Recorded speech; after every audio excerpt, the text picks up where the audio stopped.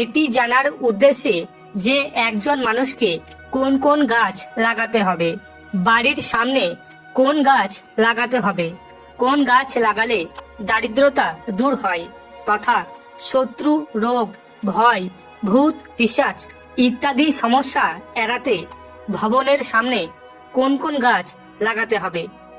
ভগবান শ্রীকৃষ্ণ বললেন, হে সখা, আজ আপনি সমগ্র মানবজাতির উদ্দেশ্যে খুবই গুরুত্বপূর্ণ একটি প্রশ্ন করেছেন। এই সংসারে বৃক্ষের বিশাল অবদান রয়েছে, কিন্তু আজ আপনি একটি সঠিক প্রশ্ন করেছেন। বাড়ির সীমানার মধ্যে গাছ লাগালে খুবই শুভ ফল পাওয়া যায়। গাছ গাছালি বাড়ির সৌন্দর্য বাড়াতে সাহায্য করে, সাথে পরিবেশকে বিশুদ্ধ রাখতে গাছের গুরুত্ব খুবই গুরুত্বপূর্ণ। বৃক্ষ বাড়িতে ইতিবাচক শক্তি সঞ্চারিত করে, যা মানুষের জীবনে অত্যন্ত প্রয়োজনীয়। বৃক্ষ নেতিবাচকতা দূর করে, পরিবেশকে আরো ইতিবাচক করে তুলতে কাজ করে। বাড়ির সামনে শুভ বৃক্ষ এবং গাছপালা লাগালে ঘরে সুখ, শান্তি, সমৃদ্ধি আসে। সাথে এই গাছ অনেক ধরনের বাস্তুদোষকে ধ্বংস করে দেয়। বাড়ির উঠোনে দাঁড়িয়ে থাকা গাছগুলো দেবতার মতো বাড়িকে রক্ষা করে। হে সখা, বাড়ির কাছে কোন গাছ লাগাতে হবে আর কোনটি নয়, এই সম্পর্কে বলার আগে আমি আপনাকে একটি প্রাচীন গল্প বলি, যা আপনাকে বুঝতে সাহায্য করবে বাড়ির কাছে কোন গাছ লাগানো কতটা শুভ এবং কোন গাছগুলি বাড়ির কাছে লাগালে দুঃখ ও দারিদ্রতার আগমন হয়। যে ব্যক্তি এই কাহিনী মন দিয়ে শুনবে তার শত শত পাপ নষ্ট হয়ে যাবে এবং দারিদ্রতা শেষ হয়ে যাবে। ভগবান কৃষ্ণের সখা বলে, হে কেশব, আমি অবশ্যই এই গল্পটি মনোযোগ সহকারে শুনব। দয়া করে আমাকে সেই কাহিনী বলুন। ভগবান শ্রীকৃষ্ণ বললেন, অতীতে মধ্যদেশে একটি সুন্দর শহর ছিল। সেই শহরে ধনেশ্বর নামে একজন বৈশ্য ও তার স্ত্রী সুমতিকে নিয়ে সেই শহরে বাস করতেন। ধনেশ্বর ভগবান বিষ্ণুর পরম ভক্ত ছিলেন এবং তিনি প্রতিদিন ভগবান বিষ্ণুর পূজা করতেন। ধনেশ্বরের স্ত্রীও ছিলেন খুবই ভদ্র এবং গৃহকর্মে দক্ষ। ঘরে ধন সম্পদের কোনো অভাব ছিল না তাদের। এইভাবে অনেক দিন কেটে গেল। ধনেশ্বরের স্ত্রী, যার নাম ছিল সুমতি, তিনি কয়েকটি গাছ বাড়ির উঠোনে লাগিয়েছিলেন এবং প্রত্যেকদিন জল দিয়ে সেই গাছগুলির পরিচর্যা করতে শুরু করেছিলেন। কিন্তু ধনেশ্বরের স্ত্রীর বৃক্ষরোপণ সম্পর্কে কোনো জ্ঞান ছিল না। তিনি নিজের পছন্দের মতো গাছ বাড়িতে লাগাতেন এবং না জেনে বাড়ির উঠোনে অশুভ গাছ লাগিয়ে ফেলেন, যার কারণে বৈশ্য ধনেশ্বর তার ব্যবসায় প্রচুর ক্ষতি করতে শুরু করেন এবং তার বাড়িতে বারবার ঝামেলা হতে থাকে। তাদের উভয়ের জীবনে অনেক অসুবিধা আসতে শুরু করে। ধনেশ্বরের পুরো ব্যবসা ডুবে যায় এবং তার সমস্ত ধন সম্পত্তি ধ্বংস হয়ে যায়। এখন ধনেশ্বরের কাছে শস্য কেনার মতো কোনো টাকাও ছিল না। তিনি না খেয়ে থাকতে শুরু করলেন, যার কারণে তার স্ত্রীও রাগ দেখাতে শুরু করে। এতে তার স্ত্রী রাগান্বিত হয়ে তার স্বামীকে কিছু কাজ করতে বলেন। ধনেশ্বর কাজ চাইতে গ্রামে ঘুরতে থাকে, কিন্তু কোথাও কাজ পায় না। তিনি এসে তার স্ত্রীকে বললেন, আমাকে কেউ কাজ দিচ্ছে না, এখন কোথায় কাজ করতে যাব? দুজনেই একেবারে ক্লান্ত। দুজনেরই কিছু করার ছিল না।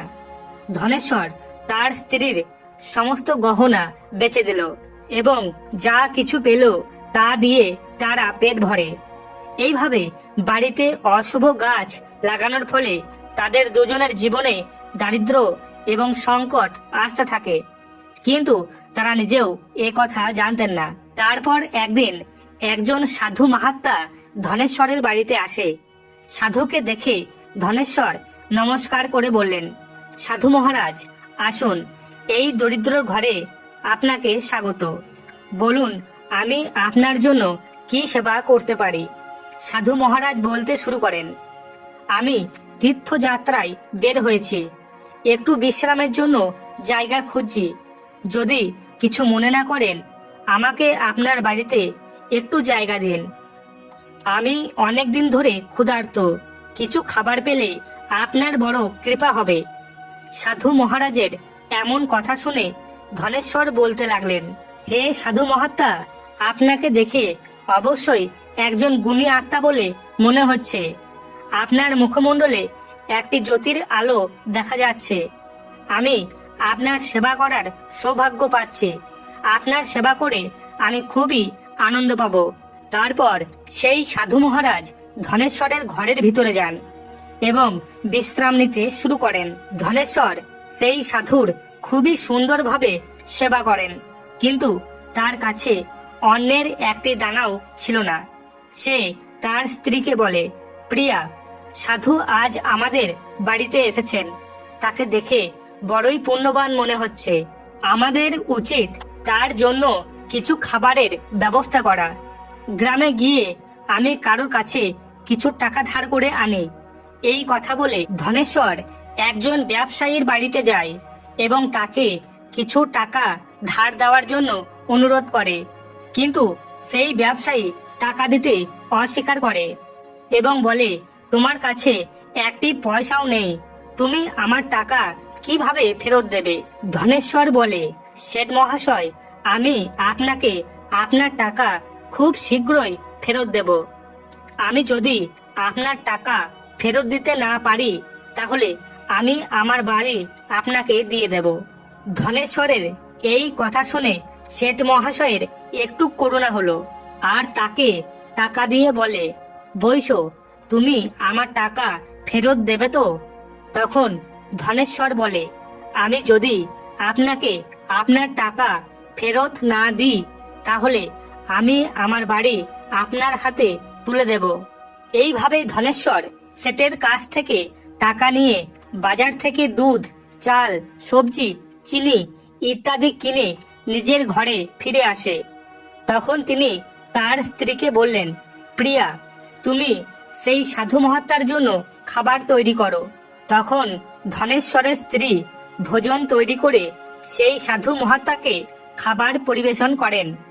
খাবার গ্রহণ করার পর তিনি ধনেশ্বরকে বলেন, হে ধনেশ্বর, তোমার ভক্তি এবং শ্রদ্ধায় আমি খুবই খুশি হয়েছি। তোমার কি ইচ্ছা বলো, তোমার কামনা আমি অবশ্যই পূরণ করব। হে মহাত্মা, আপনার আশীর্বাদই আমাদের জন্য সবকিছু। কিন্তু আমি আপনার কাছে এটা জানতে চাই যে কোন পাপের কারণে আমাদেরকে এই দুঃখ কষ্ট ভোগ করতে হচ্ছে। আমি ভগবান বিষ্ণুর আরাধনা করেছি, তাহলে আমাদের জীবনে এত দারিদ্র কেন এসেছে? তার কারণ কি? এবং এই দারিদ্র থেকে মুক্তি পেতে আমাদেরকে কি করতে হবে?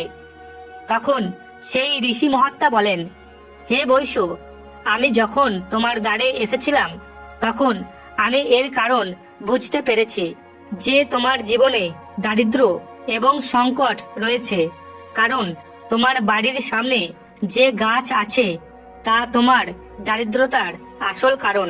সেই জন্য এই গাছগুলি সরিয়ে তার জায়গায় শুভ গাছ লাগান।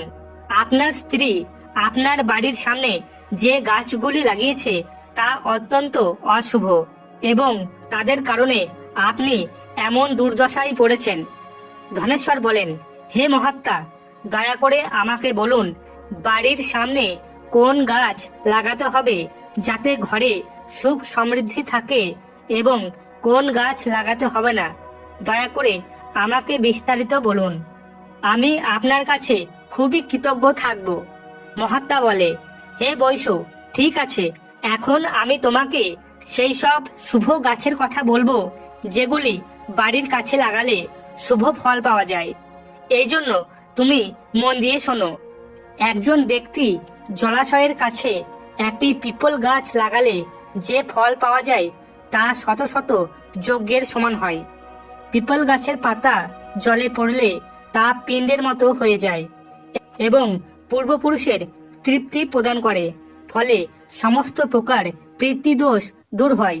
যে ব্যক্তি প্রত্যেকদিন স্নান করে পিপল গাছ স্পর্শ করে সে সমস্ত রকম পাপ থেকে মুক্ত থাকে এবং পিপল গাছ স্পর্শ করলে সে কখনোই পরাজিত হয় না। পিপল গাছকে স্পর্শ করলে দেবী লক্ষ্মীকে প্রাপ্ত করা যায় এবং প্রদক্ষিণ করলে আয়ু বৃদ্ধি পায়। পিপলের মূলে শ্রী বিষ্ণু, কাণ্ডে ভগবান শিব এবং সামনে ভগবান ব্রহ্মা বাস করেন। অমাবস্যার দিনে পিপল গাছকে প্রণাম করলে যে ফল পাওয়া যায় তা হলো 1000 গরু দান করার সমতুল্য। এই পিপল গাছের মতো পৃথিবীতে আর কোনো গাছ নেই। শ্রী হরি এই বৃক্ষ রূপে পৃথিবীতে বিরাজমান হয়ে আছেন। পিপল গাছকে আঘাত করা বা তার ডাল ভেঙে ফেলা মহাপাপ বলে গণ্য হয়। এমন ব্যক্তি এক কল্প নরকে থাকে এবং যে ব্যক্তি পিপল গাছকে গোড়া থেকে কেটে ফেলে সে কখনোই নরক থেকে বের হতে পারে না। হে বৈশ্য, আমলক্ষী ফল সকলের মধ্যে প্রসিদ্ধ। আমলক্ষী গাছ লাগানোর ফলে নারী পুরুষ জন্ম মৃত্যুর বন্ধন থেকে মুক্তি পায়। কথিত আছে এই ফলটি ভগবান বিষ্ণুর কাছে অত্যন্ত প্রসন্ন এবং কল্যাণকর বলে মনে করা হয়। এটি খেলে আয়ু বৃদ্ধি পায়। এর জল পান করলে রোগ নিরাময় হয় এবং জলে আভা মিশিয়ে স্নান করলে দারিদ্রতা দূর হয় এবং সকল প্রকার ঐশ্বর্য লাভ হয়। যে গৃহে সর্বদা আমলক্ষী গাছ উপস্থিত থাকে রাক্ষস ব্রহ্মদৈত্য সেই গৃহে কখনোই আসে না। যদি একাদশীর দিন এই ফল পাওয়া যায় তবে প্রাপ্ত ফল পৃথিবীর সমস্ত তীর্থের চেয়েও বেশি। লক্ষ্মী নারায়ণ সেই বাড়িতে থাকেন যার বাড়ির সামনে আমলক্ষী গাছ রয়েছে। তৃতীয়, অশোক বৃক্ষ। অশোক গাছে অপ্সরা নিবাস করেন। এই গাছ মানুষের হতাশা, দুঃখ, কষ্ট দূর করে। অশোক গাছটি বাড়ির কাছে লাগালে সুখ শান্তি বজায় থাকে। মা লক্ষ্মী যখন দেবী সীতারূপে অবতীর্ণ হন, রাবণ মাতা সীতাকে অপহরণ করার পর অশোক বাটিকায় তিনি বাস করেন। তখন অশোক গাছ মাতা সীতার অনেক সেবা করেছিলেন। তাই মাতা সীতা অশোক গাছকে একটি বরদান দিয়েছিলেন, এই গাছ যেখানেই থাকবে সেখানেই মাতা সীতা অবশ্যই নিবাস করবেন। চতুর্থ, পাকুড় গাছ। প্রতিটি মানুষকে এই গাছ লাগাতে হবে। এই গাছ লাগালে যে ফল পাওয়া যায় তা মহাযজ্ঞের সমান হয়। কলিযুগের মানুষ যজ্ঞ করতে পারবে না, সেই জন্য এই গাছ অবশ্যই লাগানো দরকার। পঞ্চম, নিম গাছ। নিম গাছ লাগালে সূর্যদেব অত্যন্ত প্রসন্ন হয়। এটিকে বাড়ির কাছে লাগালে বিভিন্ন ধরনের রোগ থেকে মুক্তি পাওয়া যায়। মা লক্ষ্মী নিম গাছের কাছে থাকতে খুবই পছন্দ করেন। তাই বাড়ির সামনে একটি নিম গাছ লাগালে বাড়িতে ধন সম্পত্তি আসে। ষষ্ঠ, জাম গাছ। যদি কেউ একটি সুন্দর কন্যা সন্তান পেতে চায় তবে তাকে অবশ্যই একটি জাম গাছ লাগাতে হবে। যে বাড়ির সামনে জাম গাছ থাকে সেই বাড়িতে কন্যা সন্তানের জন্ম হয়।